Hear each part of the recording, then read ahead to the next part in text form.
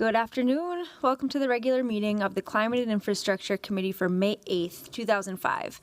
I'm Katie Cashman. I'm the chair of this committee. Before we begin, I want to offer a friendly reminder to all members, staff, and public that these meetings are broadcast live to enable greater public participation. This includes real-time captioning to increase the accessibility of our proceedings. All speakers should be mindful of the rate of their speech so the captioners can fully transcribe all comments for the broadcast. At this time, I'll ask the clerk to call the roll to verify quorum. Councilmember Vita. Present. Osman. Present. Chavez. Present. Chowdhury. Present.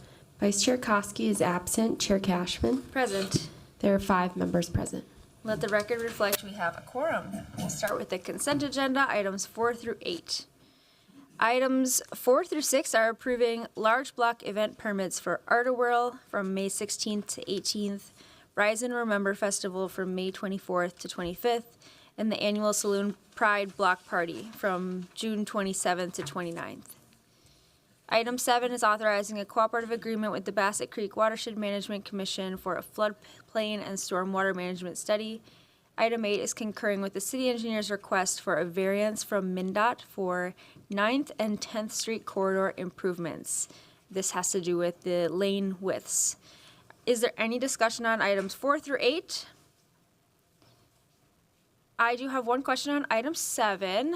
This is the Bassett Creek Watershed Management Commission's study on floodplain and stormwater management.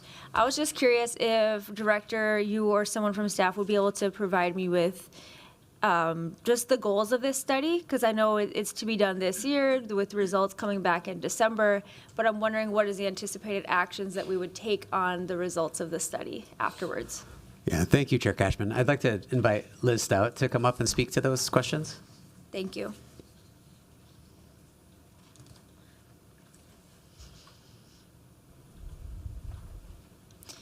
Thanks for coming up, Ms. Stout. Let me know if you want me to repeat the question. Thank you, Chair Cashman. Again, I'm Elizabeth Stout. I'm the Water Resources Manager for the city within Public Works, Surface Water, and Sewers Division. The goals of this study, we did the original Bassett Creek Valley study in 2019. We looked at both the floodplain within this area as well as the potential for water quality improvements associated with any potential for development within this area. As I mentioned, the study was finished in 2019. Since that time, there have been just some changes within the Bassett Creek Valley itself.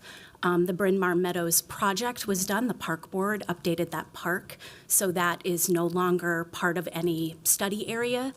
That can no longer be used for flood storage. There's been some new development by Wellington on the north side of the creek. There's also a large industrial property, the former Pioneer Paper site, that has been purchased for development.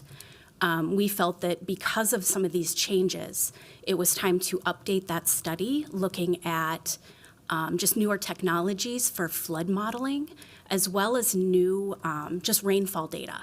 We have some updated just rainfall data, so we want to be as current as possible and really reflect current conditions, but look to potential for climate change impacts on the creek elevations. Mm-hmm. This is really to be reactive to any future development. This is not to be a proponent of that. It's really to look at conditions so that we aren't creating future flood problems that then are the city's responsibility to solve. It's really to facilitate sustainable development, to be resilient in this area by getting better data ahead of time. Mm-hmm. Okay, thank you. So this would inform any future development that would happen in this area would have this as a resource in order to plan for potential flooding impacts. Correct, yes. And how would, for example, the former Pioneer Paper site that has been purchased for development, just as an example of one of these parcels, how would they be, what mechanisms would the city have to make sure that they are protecting the water quality? Well, Chair Cashman, CPED is also going to be a stakeholder in this, so they will have this, the floodplain information as any development goes forward, to really, again, make sure that the development is taking into account this future flooding. Again, we aren't proposing to use this to facilitate development, to just make sure that it happens in a resilient and sustainable way. Okay, thanks. Thanks for the extra information. Are there any other questions from committee members? Seeing none, I'll move approval of the items on the consent agenda. All those in favor say aye. Aye. Those opposed say nay. Any abstentions? Those items are approved. Next, we'll take up our public hearing items. First is passage of an ordinance amending provisions related to events at outdoor stadiums. So here to kick off the public hearing is Kelly Molman, Manager of Environmental Programs. Thank you, Chair Cashman, committee members. I am Kelly Molman, Manager of Environmental Programs for the Minneapolis Health Department. Just to give a quick overview of what this noise ordinance amendment is all about. Currently, our city code in the noise ordinance already exempts official athletic activities at these stadiums that are owned or operated by the University of Minnesota or the Minnesota Ballpark Authority. And so they are exempt from having to get amplified sound permits and from our standard noise violation levels. What this change to the ordinance does is it expands that exemption to also include concerts and other amplified activities at these stadiums with certain conditions that we have added. And those conditions include limited hours, so from 7 a.m. to 11 p.m., and that sound measured from the nearest residentially occupied property at the street level would never be more than 15 decibels above ambient. And that is consistent with our requirements for large block events. So I'm happy to answer any questions that anyone might have about this ordinance amendment. Okay, thank you so much for the presentation. I would like to proceed to open the public hearing, and we don't have anyone signed up, but if there is someone who did come today to speak on this item, you're more than welcome to speak now. All right, seeing none, I'll close the public hearing, and I do see we have Councilmember Rainville here, who's the author, so I wonder if you'd like to be recognized to make some remarks on this. Thank you, Chair. I'm sitting here today because I did author this, and it's a kind of a loophole that has occurred in the stadium usage, both at the University of Minnesota and over at the Target Field. And this would allow for outdoor concerts up to 11 p.m. at night, and then again, the sound would be monitored so it would not interfere with the quality of life for the residents. Okay. Thank you. I am supportive of this ordinance amendment. I think it's great for us to be focusing, on entertainment downtown. It's a large part of our downtown revitalization strategy to welcome creative events, music events, and it's great for our stadiums to be multi-purpose as well. So thanks for your work. Anything to add? And I promise I won't be singing. Okay. Oh. Maybe we want you to sing. Yeah. All right, so seeing no other comments on this, I'll move approval. All those in favor say aye. Aye. Those opposed say nay. Any abstentions? That motion carries. Our next item is continuing a public hearing related to the Stormwater Management Program and 2024 Annual Report. So here to kick off that presentation is Shahram Misagi from Surface Water and Sewer. Welcome.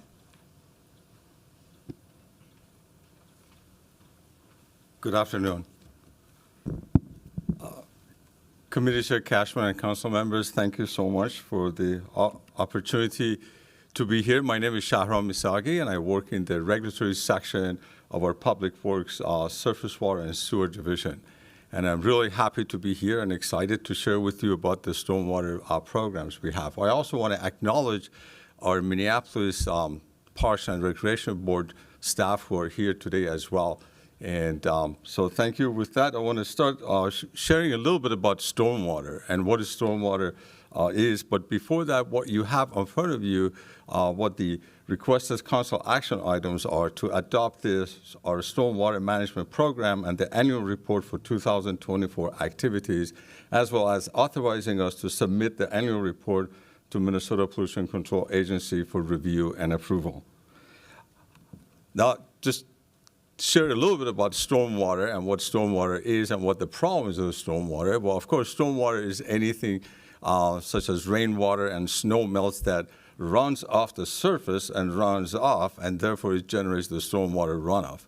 Now, the problem with the runoff is really with the problem with the excessive runoff, that as it runs off the surface, it has the potential to wash any pollutants and nutrients with it downstream, along with garbage and everything else. And of course, that's not what we want in our surface water. Now, why do we care? Well, I think we care because we care for clean water. We also have regulatory framework that we're obligated to. Since 1972, Federal Clean Water Act has regulated the discharge of stormwater downstream. And since 1990s, also our Minnesota Pollution Control Agency has been the local agency that issues the permit to municipalities for the stormwater permit.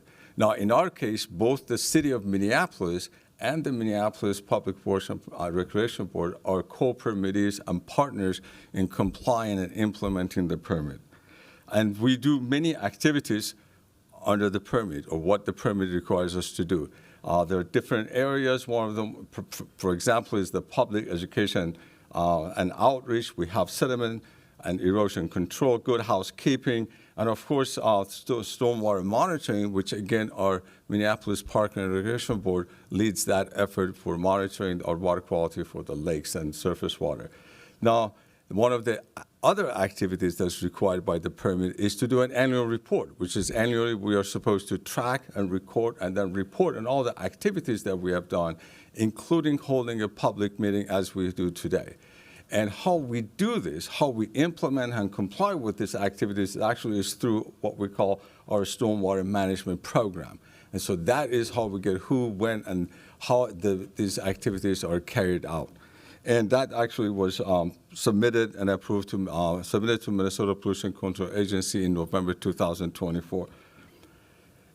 One of the activities that we have continually have done is our, of course, winter road management and the issue with the icing. And of course, the icing would be any substance or salt or sodium chloride, in our case, that we use to either melt the snow or ice or prevent forming of the ice on the roads. And why would we use the icing materials? Well, of course, because of public safety, because it reduces 88% of the accidents and more than 85% of the injuries. So it's an excellent public safety tool. However, the problem with the salt is that it simply is not part of our freshwater system and ecosystem here in Minnesota. So the fish don't like it, the plants don't like it, and our ecosystem is not made to have salt in it or as much as it receives. So it really becomes an act of balancing, using enough salt or de-icer or sodium chloride that we have our public safety, and also use as little as possible that we don't harm our clean water on our ecosystem. So it becomes really a balancing act. Now, we have been very successful in implementing our chloride reduction effort or salt reduction efforts. We have had, since 2001, we have reduced the use of actual salt by over 40%, and the sand that gets mixed with by over 60%. So that is a wonderful reduction of the materials. We also have public education and outreach. We have our mini salt salt mini course and many other public education that we have. And since for the past 3 years, we've also been able to certify near 150 of our staff in what we call Smart Salt Application, which is a program sponsored by Minnesota Pollution Control Agency. So we've done those, and we've also began talking and discussing about the design and the storage facilities with the city, and that is a growing conversation and will continue. But what's really exciting about our chloride reduction effort is the next step, which is forecasting. Of course, by forecasting, we mean how do we get ahead of the problem? Again, our Minneapolis Park and Recreation Board, they have been monitoring our lakes and streams for salt, so we know what the concentration has been. We also know how much salt we're applying on the roads, and we also know based on land use type how much salt we can expect to be applied in those areas. So we're going to combine all that information into our water quality model and do a GIS analysis on it, and hopefully we can identify the hot spots. And identifying the hotspots allows us to focus on those areas and try to minimize the problem before they get into a big problem. So this is really kind of exciting part that we're planning for 2025. Of course, there are other programs that we're going to be doing in 2025 as well. One of the programs is our industrial stormwater permit program.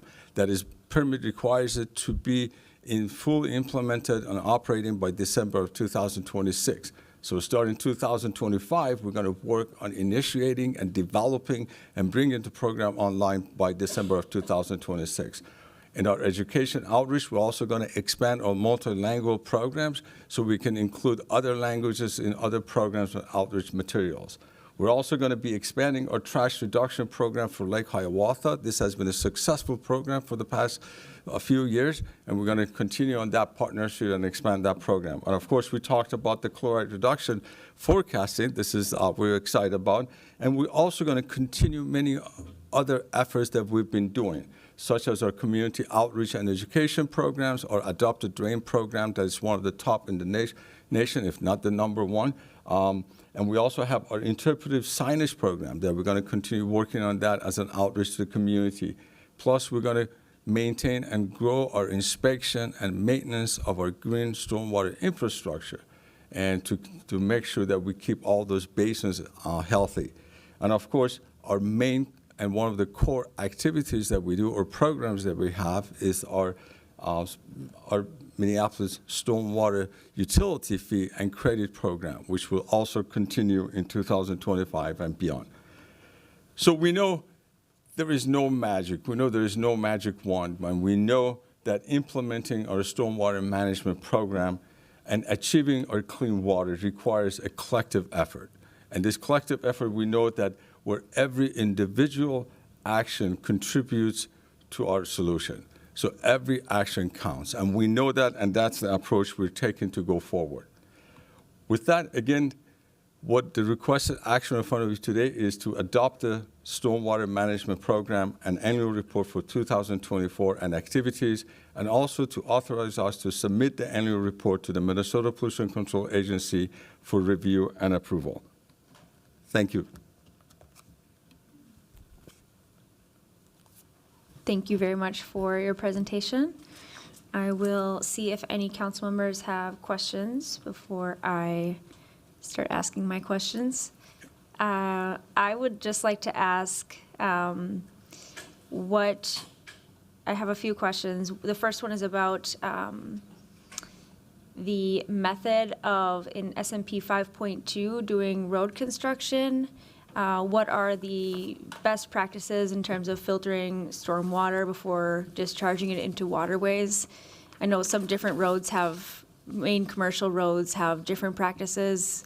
For example, the Hennepin Avenue South project that goes through Uptown is doing some upgrades in order to limit stormwater discharge into the lakes. Can you say a little bit more about what is the best practice that we're moving towards in our road reconstructions? Certainly. Committee Chair Cashman, I personally may not have the specific knowledge about our transportation programs and transportation programs. I think other staff may be better qualified. I can generally talk about what our requirement is under our stormwater ordinance, Chapter 54, is that we do have an ordinance in place that we do require any construction, including our public linear projects, to capture and treat stormwater before it goes downstream. And as you mentioned, we do have requirements that we need to implement best management practices, or in our case, green stormwater infrastructure to capture that rainwater, hold it, treat it before it goes downstream. Okay. Does that help? Yeah, I mean, that sounds great in theory, but is that happening in practice?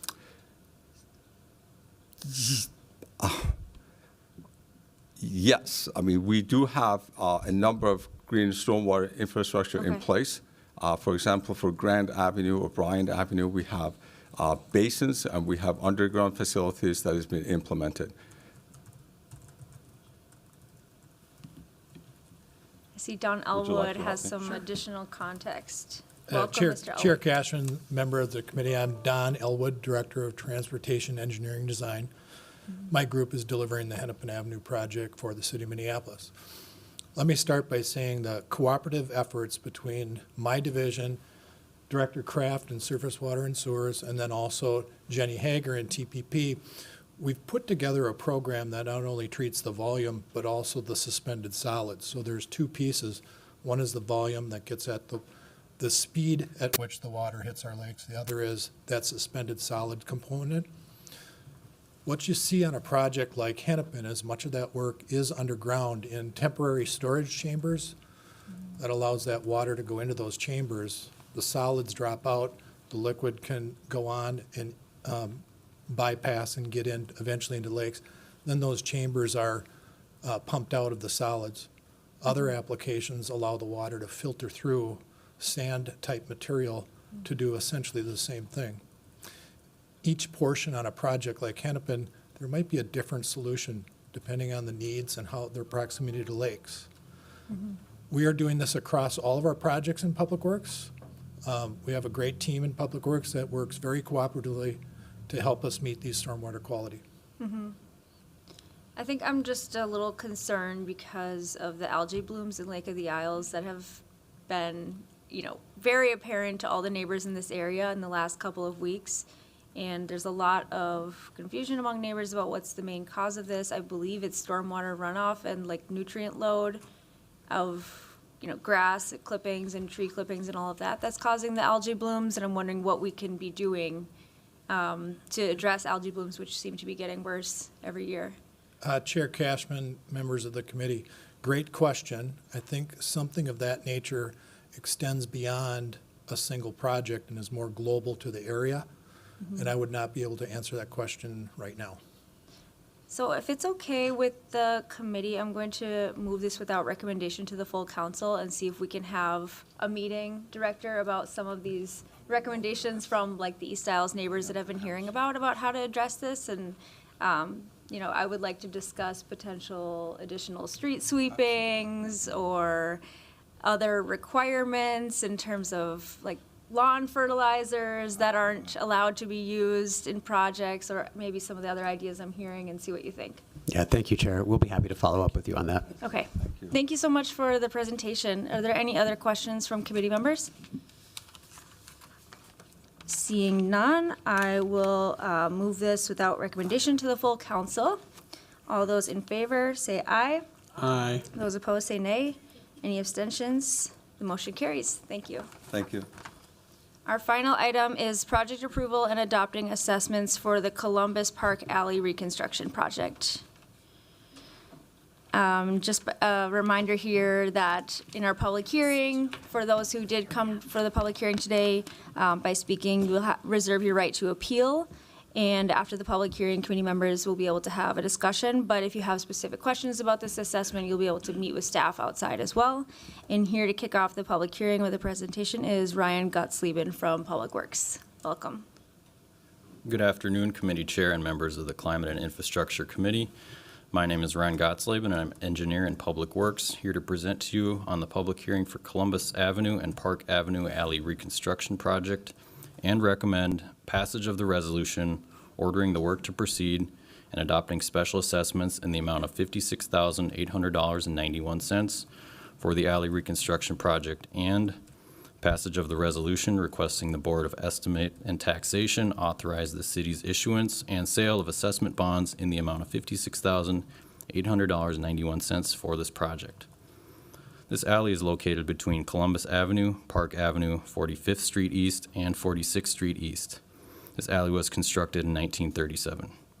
Public Works hosted a virtual meeting on Thursday, May 1st at 6 p.m. with 30 invitations mailed, and one attendee came to this meeting. On March 27, 2025, City Council designated the improvements proposed to the alley reconstruction project.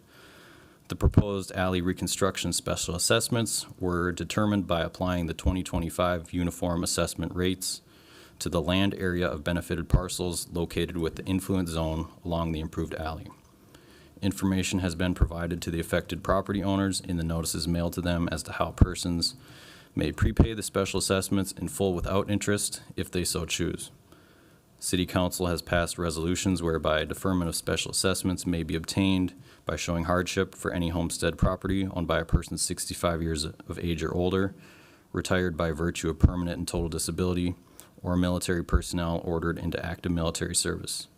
This completes my presentation, and I'm available to respond to any questions the committee might have. Thank you. All right, thank you so much, Mr. Gottslieben. And I will now proceed to open the public hearing. Is there anyone signed up, Kendall? Okay, there's no one signed up, but did anybody come here today? Yes, please come forward. You just please state your name for the record. You'll have 2 minutes. Hello, my name is Renee Hill, and I live at 4504 Columbus Avenue. I'm one of the impacted driveways in the alley. And I know I only have 2 minutes, but let me just quickly start by saying thank you to Ryan and to Monty and their teams. They have been responsive, very professional, and extremely helpful. I did want to say, though, that some of the neighbors have voiced concerns that they did not get notice, and I know that Monty has been sending out correspondence, but I'm just concerned that perhaps maybe they still need to be notified of this change. That being said, I'm left with some more questions, which they've been very helpful in answering. I just want to also make record that I am a proponent of repair of this alley. It definitely needs it. But we just have lots of questions left, and I wonder, is this the place to ask them, or would you prefer if I wait until after? I think you can ask some of your questions. We won't be able to answer, but you can get them on the record. Okay. I think one of the main questions that I have is that per one of the letters I've discussed with Ryan, in the sense that I'm concerned I have a brand-new driveway. There are 3 of us that I'm aware of that have brand-new driveways that they would have to cut into to do the proper repair. And in discussing with Ryan, I don't have to sign the easement if I don't want my driveway being cut into. And my concern, though, is on the easement, it says that the city is responsible for any issues that perhaps were caused by them. But if I don't sign the easement and, for example, something happens to my property within this, what are my rights as a homeowner to have that repaired? Mm-hmm. Such as like a fence got disrepaired or something like that would happen. Mm-hmm. So that's my concern if I don't sign the easement. And then I know Ryan was going to work with me, and I'm sorry that I'm not talking to you directly. Mm-hmm. It's about the city being able to go in still a foot into my driveway, and wondered if that's in writing anywhere that I could just have in the event that something does happen and mm-hmm. this driveway doesn't turn out the way that I was hoping as a homeowner, or I have issues post the repair. And then finally, some of the other questions are just very minor, and if I'm at time, I understand. And that is, our particular neighborhood's been through a lot of construction. We went through 2 summers without having the ability to park on our streets because of the gas lines. I'm very happy that our neighborhood's getting repaired, but it's been very inconvenient, and we've been sources of crime with all of our cars being parked on other streets and not being able to monitor them, not having access to our driveways, what I've heard, for 6 to 8 weeks. We do have some concerns. We have 2 handicapped areas on our particular street. Mm-hmm. That's you can finish up. That takes 4 additional parking spaces that we don't have access to. I'm wondering, is there any ability for those homeowners to be able to park there during that time frame so they still have handicap access? Mm-hmm. It's not just a drop-off handicapped, just giving them the convenience of having a parking space. Mm-hmm. And then also, we are concerned about crime during that time frame. Our neighborhood often tends to get hit with that, and with all of our cars being parked out there, we won't be able to monitor them in the same way. And then our final concern is just with the garbage pickup. Our garbage pickup is usually in the alley. Where would we put our cans? And if we're all parked out there, would garbage have access to those cans? Are we expected to bring the cans back? Just so we can be more prepared with all of these changes we'll have to make. From what I've heard, is going to be a very long time of 6 to 8 weeks not having access to our driveways. Okay, thank you so much for your testimony. Is there anyone else who would like to speak on this item? So I will proceed to close the public hearing. I do believe Ryan will be able to answer most of your questions, but perhaps you could just meet outside to answer those questions, and I'll recognize Councilmember Chavez as well. Yeah, I also want to at least hear maybe a response to some of those questions too. Sure. Thank you. Yes, Chair Cashman, members of the committee. Got a few questions there. I'll try to do what I can to answer most of them. So the first thing I heard was about communications and notifications for the residents. As far as I know, there's been 2 communications with most residents. The first communication has been to all residents, and that's regarding the assessment. So there's 30 properties along this alley. All 30 properties have been noticed of the public hearing today, which is the assessments, as well as a flyer that was to the informational meeting last Thursday. That was the hopefully ideal time to answer some of those questions regarding the specifics of construction and assessments. Second thing I heard was about access to driveways. The alley is planned to take 6 weeks. I will be doing further communication with property owners ahead of construction, so that will detail the actual, what they need to do for their garbage cans. My number will be on there, and I can work individually with properties if they have any special requests. The alley reconstruction project last year did have some handicap residents on it. In that case, I have had signs posted for access to maintain for people's properties. What other questions were you hoping? Councilmember Chavez. Oh, the easement, sorry, I remember the Go easement one. The easement access, so the alley are built with a 12-foot width. There's 14 feet of public right-of-way, so that means there's a foot on either side of the alley for public right-of-way. So in the easement letter, there were 2 options given to the property owners. One was to tie into their property and allow for drainage to be into the alley. And the second one is if they did not prefer that option, then it would be cut either at that 1-foot property line or matched into their driveway. The reason that we require it to go into people's properties is this alley has a lot of settlement throughout. And so not only the alley profile has been affected, but also private property driveways. So if we were to restore that alley profile, it wouldn't necessarily fix all the problems since there's problems outside the alley right away. And so in order to make sure that water does drain from the driveways into the alley, that's where the easement is helpful to ensure proper drainage. And the other part would be the recycling component that was mentioned. Yep. I think there was concerns about recycling and trash collection. Okay, yep. So what the plan for that is typically what's done is since these are both residential properties on both sides, I work with the solid waste department, and we arrange for the bins to be on street side. So that means for that trash collection day, there will be no parking. And then the last thing I'll have, and I think maybe it would be good to get more information before full council, is the disability parking. I know you mentioned a little bit about it. I want to see what our plan is as a city when this happens, like how people with disabilities are going to be able to get into their homes. Yep, Chair Cashman, members of the committee. So the answer to that, I haven't been aware of any uniform policy for this since there's usually only one of these projects done every year or so.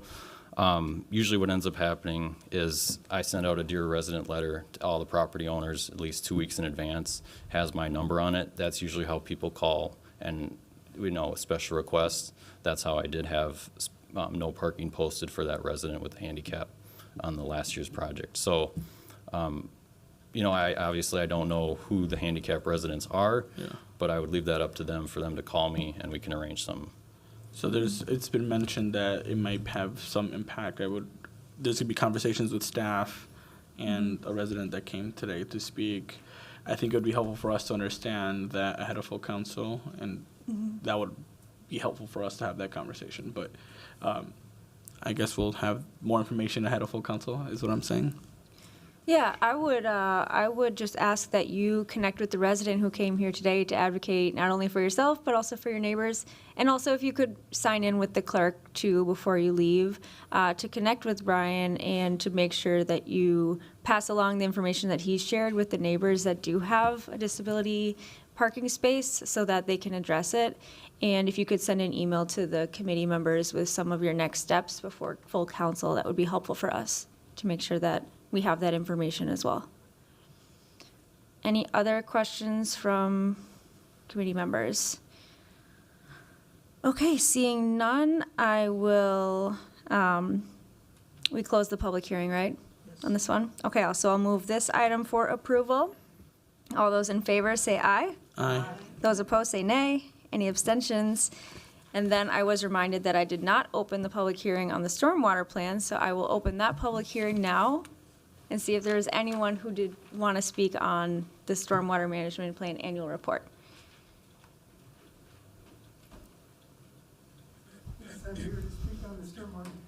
Please, come up.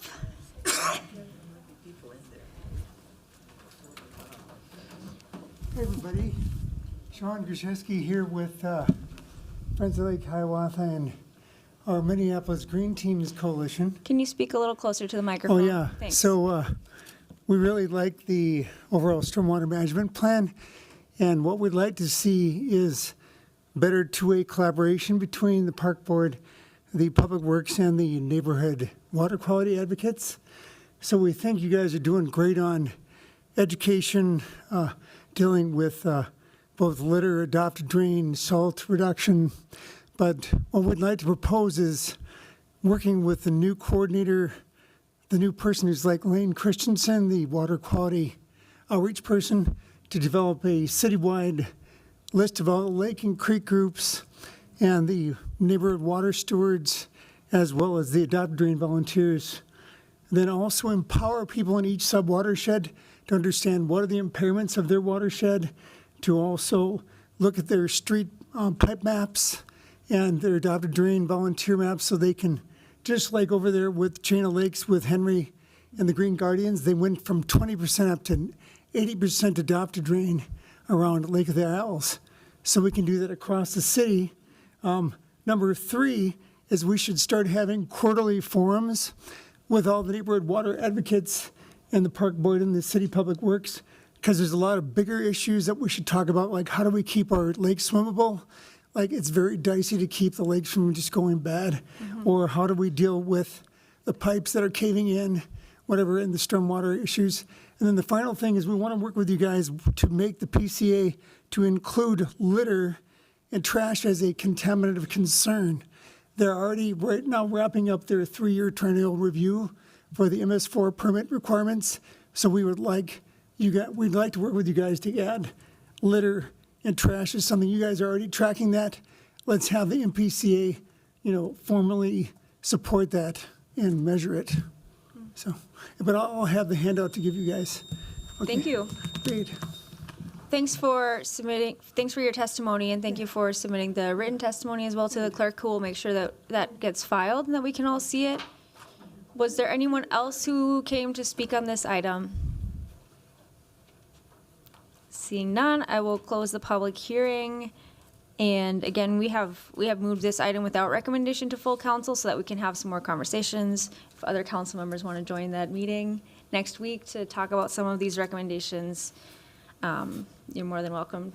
And seeing no further business to come before the committee today, without objection, we are adjourned.